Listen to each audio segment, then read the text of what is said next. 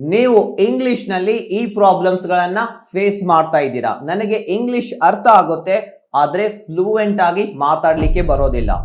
English ಮಾತಾಡುವಾಗ ಎಲ್ಲಿ ತಪ್ಪು ಮಾಡ್ತೀನೋ ಅನ್ನುವಂತಹ ಭಯ ತುಂಬಾ ಆಗುತ್ತೆ. ನನಗೆ ಇಂಗ್ಲಿಷ್ ಮಾತಾಡುವಾಗ ಸರಿಯಾದಂತಹ ವರ್ಡ್ ಅಥವಾ ವಾಕ್ಯನೇ ತಲೆಯಲ್ಲಿ ಬರೋದಿಲ್ಲ.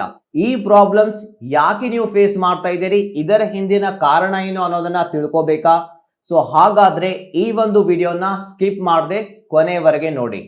ನನ್ನ ಹೆಸರು ಮೊಹಮ್ಮದ್ ಹುಸೇನ್ ನಾಯ್ಕರ್. ನಾನು ಒಬ್ಬ ಇಂಗ್ಲಿಷ್ ಎಕ್ಸ್ಪರ್ಟ್. ನಾನು ಸಾವಿರಾರು ಸೆಕೆಂಡ್ PUC ವಿದ್ಯಾರ್ಥಿಗಳಿಗೆ ಮತ್ತು ವರ್ಕಿಂಗ್ ಪ್ರೊಫೆಷನಲ್ಸ್ಗೆ ಇಂಗ್ಲಿಷ್ ಅನ್ನ ಕಲಿಸಿದ್ದೀನಿ ನನ್ನ ಯೂಟ್ಯೂಬ್ ಚಾನೆಲ್ನ ಮೂಲಕ ಮತ್ತು ನಮ್ಮ ಸ್ಕಿಲ್ ಬೂಸ್ಟರ್ ಆಪ್ ನಲ್ಲಿ ನಮ್ಮ ಕೋರ್ಸಸ್ಗಳ ಮೂಲಕ. ಈ ವಿಡಿಯೋದಲ್ಲಿ ನಾನು ನಿಮಗೆ ಈ ಒಂದು ಪ್ರಾಬ್ಲಮ್ಸ್ ಗಳ ರೀಸನ್ ಏನು ಅಂಡ್ ಇದನ್ನು ನೀವು ಯಾವ ರೀತಿ ಈಸಿಲಿ ಓವರ್ಕಮ್ ಮಾಡಿ ಇಂಗ್ಲಿಷ್ ಅನ್ನ ಫ್ಲೂಯೆಂಟ್ ಆಗಿ ಕಾನ್ಫಿಡೆಂಟ್ ಆಗಿ ಯಾವುದೇ ಫಿಯರ್ ಇಲ್ಲದೆ ಯಾವ ರೀತಿ ಮಾತಾಡಬೇಕು ಅನ್ನೋದನ್ನ ನಿಮ್ಗೆ ತಿಳಿಸ್ತಾ ಹೋಗ್ತೀನಿ. ಫಸ್ಟ್ ನಾವು ಈ ಪ್ರಾಬ್ಲಮ್ ನ ಹಿಂದಿನ ಕಾರಣ ಏನು ಅನ್ನೋದನ್ನ ಒಂದು ಎಕ್ಸಾಂಪಲ್ ನ ಮೂಲಕ ತಿಳಿದುಕೊಳ್ಳೋಣ. ಇಲ್ಲಿದೆ ಒಂದು ವಾಟರ್ ಟ್ಯಾಂಕ್. ಈ ವಾಟರ್ ಟ್ಯಾಂಕ್ ನಲ್ಲಿ ತುಂಬಾ ಕಡಿಮೆ ನೀರಿದೆ. ಸೊ ಈಗ ನಾನು ನಳ ಆನ್ ಮಾಡಿದ್ರೆ ಕೆಲವು ಸೆಕೆಂಡ್ಗಳವರೆಗೆ ನೀರು ಬರುತ್ತೆ, ಅದರ ನಂತರ ನೀರು ಬರೋದು ಕಂಪ್ಲೀಟ್ಲಿ ಸ್ಟಾಪ್ ಆಗುತ್ತೆ. ಯಾಕೆ? ಟ್ಯಾಂಕ್ ನಲ್ಲಿ ತುಂಬಾ ಕಡಿಮೆ ನೀರಿದೆ. ಸೊ ಈಗ ಅನ್ಕೊಳ್ಳಿ, ಈ ಟ್ಯಾಂಕ್ ಇದೆಯಲ್ಲ, ಇದು ನಿಮ್ಮ ಬ್ರೈನ್. ಈ ನಿಮ್ಮ ಬ್ರೈನ್ ನಲ್ಲಿ ಇಂಗ್ಲಿಷ್ ನ ತುಂಬಾ ಕಡಿಮೆ ನಾಲೆಜ್ ಇದೆ. ಸೊ ಈಗ ನಿಮ್ಗೆ ಯಾರಾದ್ರೂ ಇಂಗ್ಲಿಷ್ ನಲ್ಲಿ ಮಾತಾಡಿ ಅಂತ ಹೇಳಿದಾಗ ನೀವು ಒಂದು 10, 20 ಅಥವಾ 30 ಸೆಕೆಂಡ್ಸ್ ಗಳವರೆಗೆ ಮಾತಾಡ್ತೀರಾ.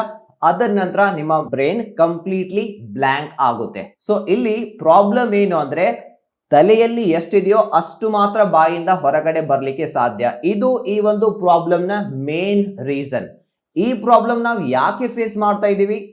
ಯಾಕೆ ಅಂದ್ರೆ ನಾವು ನಮ್ಮ ಸ್ಕೂಲ್ ಅಂಡ್ ಕಾಲೇಜ್ ನ ಟೈಮ್ ನಲ್ಲಿ ಇಂಗ್ಲಿಷ್ ಅನ್ನ ಆಸ್ ಅ ಲ್ಯಾಂಗ್ವೇಜ್ ಆಗಿ, ಒಂದು ಭಾಷೆಯಾಗಿ ಕಲೀಲಿಲ್ಲ. ಕೇವಲ ಒಂದು ಸಬ್ಜೆಕ್ಟ್ ಆಗಿ ಮಾರ್ಕ್ಸ್ ಗಾಗಿ ನಾವು ಕಲ್ತ್ವಿ. ಸೊ ಈ ಒಂದು ಕಾರಣದಿಂದಾಗಿ ಏನಾಗ್ತಾ ಇದೆ, ನಮ್ಗೆ ಇಂಗ್ಲಿಷ್ ನ ಯಾವ ಪದ ಎಲ್ಲಿ ಬಳಸಬೇಕು, ಹೇಗೆ ಬಳಸಬೇಕು, ಅದು ಏನು ಅರ್ಥ ಕೊಡುತ್ತೆ ಅನ್ನೋದು ಗೊತ್ತೇ ಇಲ್ಲ.